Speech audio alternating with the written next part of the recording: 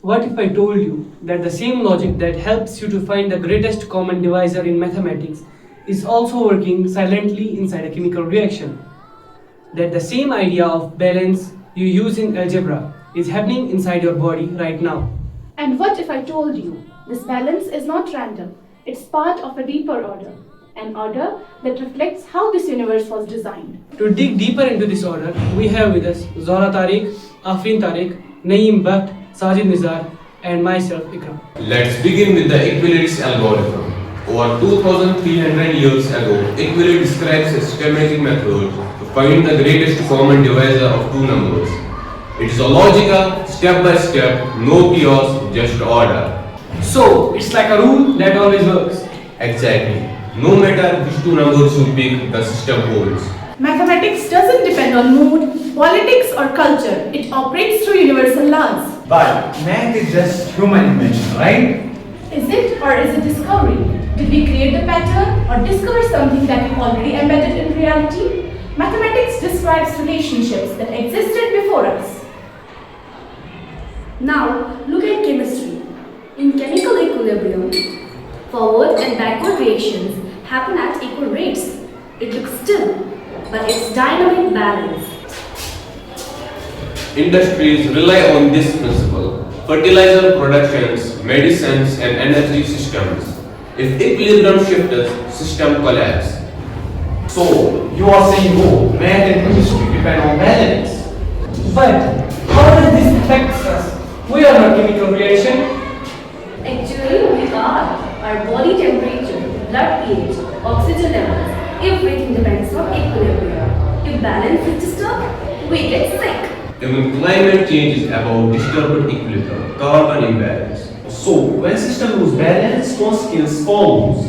There is something profound here. The Quranic worldview repeatedly speaks about balance, mizan. The universe is created in proportion and measure, not random, not chaotic.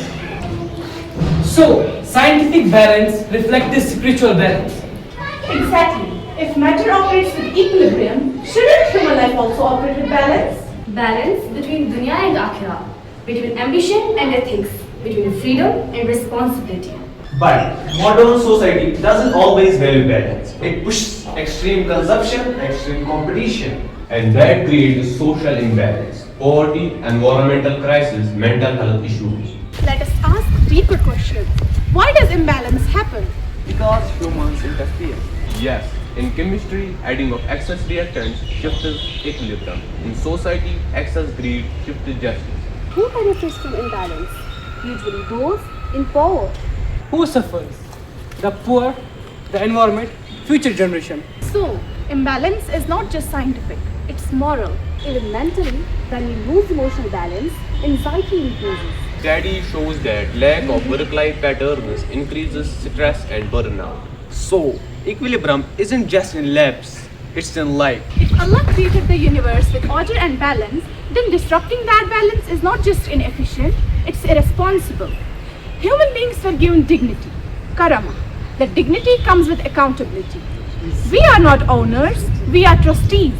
So, as a student, we should maintain balance in studies, physical health, and screen time. Control emotional reactions. Seek moderation. Financial planning with fairness, balanced discipline and compassion. Promote environmental responsibilities, reduce waste. Policies based on justice, sustainable development, scientific literacy combined with ethical education. Islam proposes moderation, ummatan wasata, a balanced community. Not extreme spirituality, not extreme materialism. Balanced civilization.